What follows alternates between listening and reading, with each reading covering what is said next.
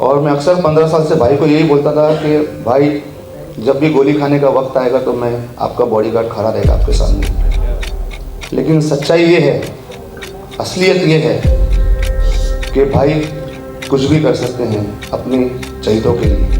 बॉलीवुड का एक लौता ऐसा एक्टर जिसकी कंट्रोवर्सीज के चर्चे हमेशा उसकी फिल्मों से भी कहीं ज्यादा रहे। कुछ लोग उसे गॉडफादर मसीहा कहते हैं तो कुछ लोग बॉलीवुड का मगरमच्छ, बॉलीवुड माफिया और गैंगस्टर भी। जहां एक तरफ इस एक्टर पर करियर खाने, बेघर लोगों पर गाड़ी चढ़ाने से लेकर हिरन मारने तक के एलिगेशंस लगे, तो वही दूसरी तरफ उसने 16 साल के बच्चे की ओपन हार्ट सर्जरी से लेकर बोन मैरो डोनेशन और टीवी एक्टर कवि आजाद, कोरियोग्राफर सरोज खान के मेडिकल एक्सपेंसेस से लेकर आशिकी वाले राहुल रॉय के ब्रेन स्ट्रोक के टाइम पर हॉस्पिटल का पूरा एक्सपेंस सलमान ने ही उठाया। और कोरोना के टाइम पर 25,000 बॉलीवुड डेली वेज वर्कर्स की फाइनेंशियली मदद भी की। राइज ऑफ स्टार में सलमान की जर्नी जब हमने आपको बताई, जिसमें आज 2 लाख प्लस व्यूज भी हैं, तब आप में से काफी सारे लोगों ने कहा कि सलमान की कंट्रोवर्सी पर एक सेपरेट वीडियो जरूर बनाना। तो आज की वीडियो सलमान की कंट्रोवर्सीज की एक ऐसी कंपाइलेशन है जिसमें आपको कल्लू और सल्लू के कंट्रोवर्सी से लेकर शाहरुख खान, सलमान की ऑन स्क्रीन भाभी, ऐश्वर्या विवेक कंट्रोवर्सी, पुलकित कुमार, जुबैर खान, मतलब यू नेम इट। इसके अलावा कुछ ऐसी शॉकिंग बातें भी जानने को मिलेगी जो आप शायद ही जानते होंगे। जैसे कि सलमान के सबसे अच्छे दोस्त, जिन्हें सलमान अपना बड़ा भाई भी मानते हैं, आई मीन संजू बाबा, वो सलमान को पीटने उनके घर क्यों चले जाते हैं, और सलमान ने रेप वुमेन पर ऐसा कौन सा स्टेटमेंट दे दिया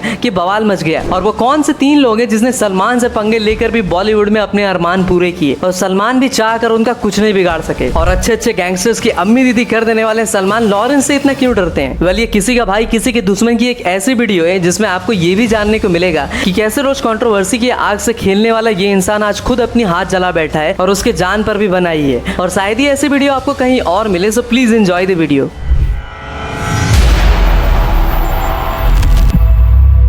हिंदी फिल्मों के renowned screen writer Salim Khan और सुशीला चरक, जिन्होंने बाद में अपना नाम सलमा रख लिया, इन दोनों के पहले और सबसे बड़े बेटे हुए अब्दुल राशिद सलीम सलमान खान। जहां पापा ने फिल्मों के लिए लिखा तो बेटे ने एक्टर बनने के बाद लोगों की किस्मत लिखनी स्टार्ट कर दी। और उनकी भूख तो ऐसी रही कि कई सारे लोगों के करियर खाने पर भी शांत नहीं हुई। और सलमान की कंट्रोवर्सी की आग में सबसे पहले बारबेक्यू हुई उनकी खुद की गर्लफ्रेंड ऐश्वर्या राय।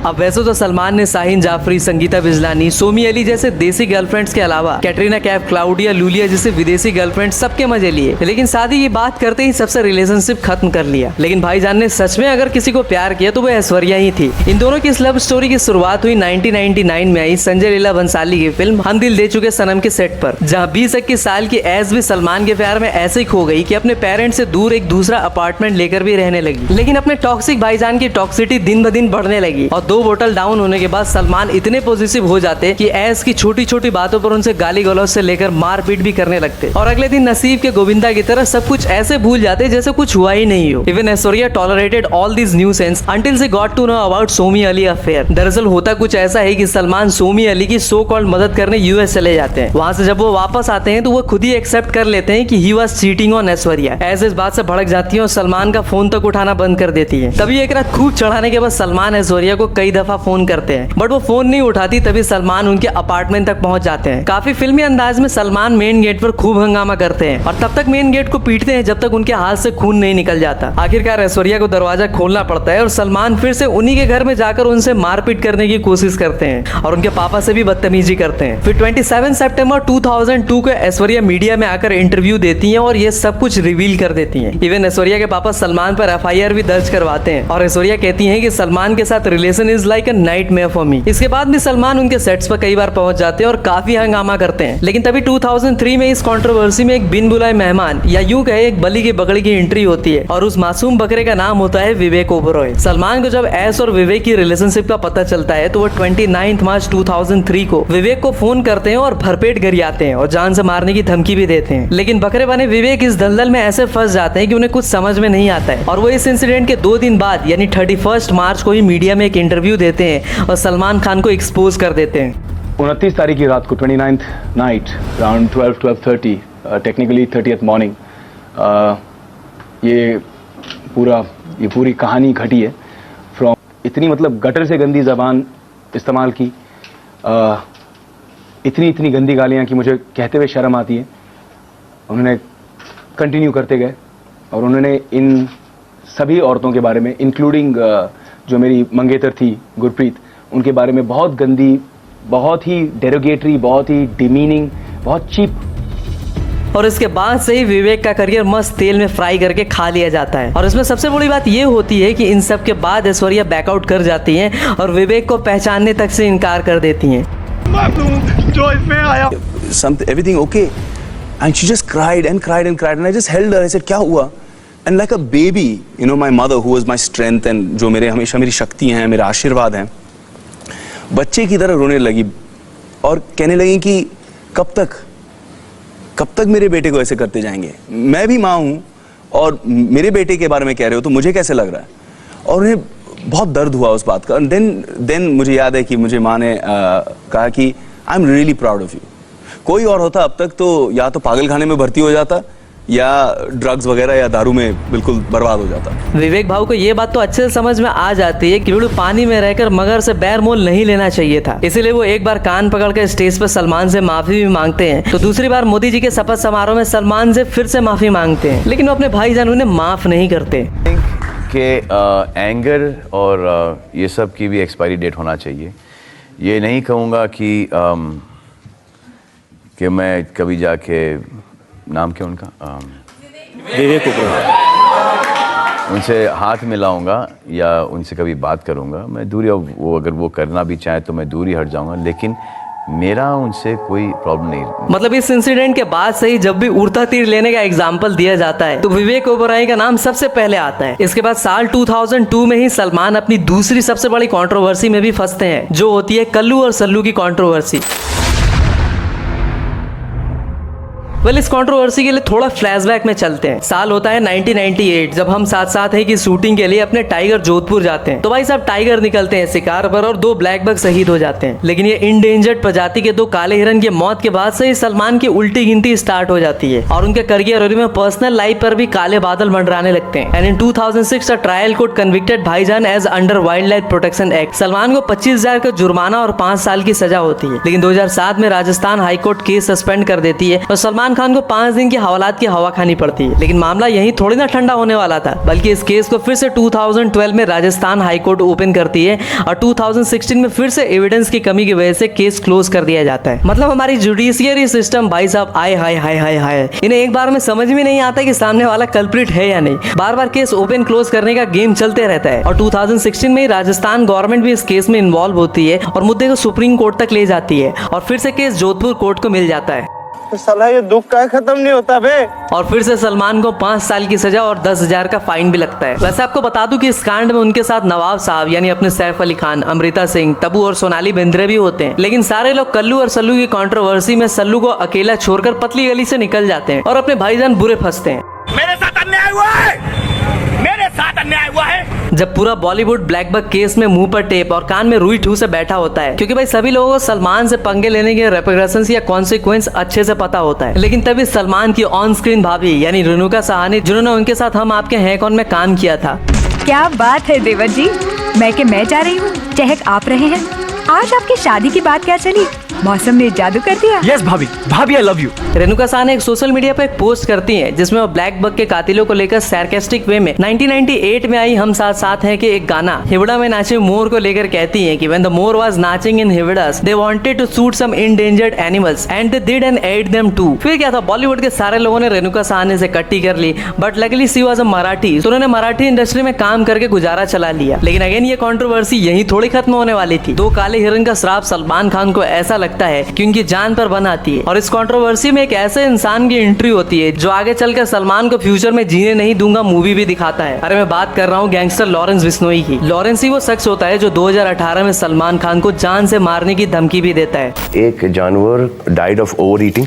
सलमान खान का करेंगे, मारेंगे, यही जोधपुर में मारेंगे, जब पता लग जाएगा। 1993 में पैदा हुआ सलमान के इस काल को सलमान सही सबने शुरू में काफी अंडर एस्टिमेट करने की गलती की, लेकिन बाद में पता चला कि ये कोई चुन्नू मुन्नू गैंगस्टर नहीं बल्कि एक इंटरनेशनल लेवल गैंगस्टर है। और उसने 2018 में ही उसके गैंग के एक मेंबर संपत नेहरा को सलमान के गैलेक्सी अपार्टमेंट का मुआयना करने भी भेजा। संपत नेहरा ने लॉरेंस को बताया कि सलमान को सामने से टपकाना ईजी नहीं होगा क्योंकि काफी सिक्योरिटी होती है। उसके बाद लॉरेंस ने स्नाइपर और साफ शूटर दोनों का जुगाड़ कर लिया, लेकिन लकीली पुलिस ने उस साफ शूटर को अरेस्ट कर लिया। इसका खुलासा हुआ, इसने बताया कि लॉरेंस बिश्नोई ने इसको सलमान खान जो ये हमारे फिल्म इंडस्ट्रीज में जो एक्टर हैं उन कांड था, उसमें उनके बरी होने पे उसको वजह रंजिश यही थी कि भाई इसको हम अपने सिरे से कुछ ना कुछ इसको वारदात करते हैं। दरअसल जिस तरह हिंदुज्म में गाय को माता माना जाता है, सिमिलरली बिश्नोई समाज के लोगों के लिए काला हिरन इज वेरी सेक्रेड और वो इस बात को लेकर काफी सीरियस भी होते हैं। इसी खुन्नस के कारण लॉरेंस ने सलमान को उड़ाने की भी धमकी दी। उसने ये भी कहा था कि अगर सलमान उस जगह जाकर माफी मांग ले तो हम मामले को आगे नहीं ले जाएंगे। लेकिन लॉरेंस के बारे में अजीब बात ये होती है कि गवर्नमेंट भी उसका कुछ नहीं कर पाती। वो गवर्नमेंट के नाक के नीचे से जेल से इंटरव्यूज देता है, पूरा सरगना चलाता है और हमारे कुछ यंगस्टर्स उसे एक पैट्रियोटिक वॉरियर तक बतलाते हैं। आज के टाइम पर लॉरेंस दाऊद इब्राहिम से कम खतरनाक नहीं है। आज उसके गैंग में 700 प्लस शूटर्स मौजूद हैं और उसकी पहुंच पंजाब, हरियाणा, राजस्थान से लेकर बिहार और मुंबई तक भी है। इवन सलमान खान जैसे सुपरस्टार पर भी उसने 2 बार अटैक करने की कोशिश की और उनके पापा सलीम खान को डेथ थ्रेट्स भी भेजे। पर्दाफाश हुआ है एनआई की तरफ से। साफ तौर पर कहा जा रहा है जो स्ट्रैटेजी, जो पैटर्न दाऊद इब्राहिम या उसकी गैंग इस्तेमाल करती थी, वही पैटर्न लॉरेंस बिश्नोई, उसके गुर्गे, उसकी गैंग जो है वो फॉलो कर रहे हैं। और यही वो इंसान है जिसने सलमान खान की नाक में दम कर रखा है और सलमान की रातों की नींद भी उड़ा रखी है। सलमान आजकल सुना है बहुत परेशान है, 5+ सिक्योरिटी है, हर समय पुलिस साथ में रहती है। पहले साइकिल लेके निकल जाते थे, अब कोई हरकत नहीं कर सकते। सर इनसिक्योरिटी से बेटर सिक्योरिटी। ऐश्वर्या और ब्लैक बक कंट्रोवर्सी के बाद सलमान अगर सबसे ज्यादा किसी चर्चे में रहे तो वो थी 2 खान्स की लड़ाई, the battle of King Khan and Dabangg Khan, जिसकी वजह से सालों तक एक दूसरे ने एक दूसरे की शक्ल देखनी भी पसंद नहीं की। 16 जुलाई 2008 को होता कुछ ऐसा है कि कैटरीना कैफ के बर्थडे पर सलमान और एसआर के मिलते हैं। एक ऐसा टाइम होता है जब दोनों स्टार्स एक से बढ़कर एक ब्लॉकबस्टर और सुपर हिट फिल्में डिलीवर कर रहे होते हैं। तभी सबके बीच में अगेन 2 बोतल डाउन होने के बाद मजाक मजाक में सलमान ने एसआरके की टांग खींचते हुए कहते हैं कि एसआरके का टीवी शो क्या 5वीं पास है, का टीआरपी तो काफी कमजोर है। तो वहीं उस टाइम सलमान का टीवी शो 10 कदम काफी पॉपुलर होता है। इस बात से एसआरके थोड़े हर्ट होते हैं और आगे कैटरीना के अगेंस्ट एक स्टेटमेंट भी दे देते हैं। अगेन लड़के का चक्कर बाबू भैया, विवेक की तरह सलमान के लपेटे में एसआरके भी आ जाते हैं। इसके बाद एसआरके कई बार सलमान से माफी मांगते हैं और मिन्नतें करते हैं। If Salman is disturbed with me, it's got to do with me, and he's completely in the right. If anyone who loved me, and I know he does, anyone who's loved me has a problem with me, then it's because of me. And on your show, I'm sorry. I wish I knew how to pick up a telephone and say sorry. I don't know how to say it. And I'm too old to learn that. So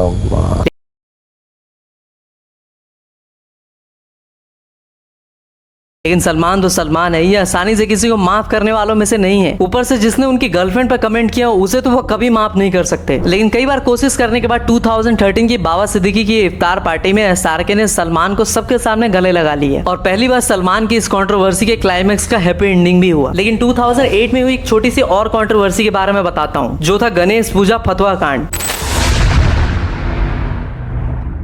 अपने भाईजान का respect हमेशा से ही Hinduism और इस्लाम के लिए बराबर रहा और उन्हें ईद के साथ दिवाली भी मनाई और बप्पा के लिए तो उनका प्यार कुछ अलग ही लेवल पर देखने को मिला और वो कई बार नासिक के ढोल पर झूमते हुए भी नजर आए।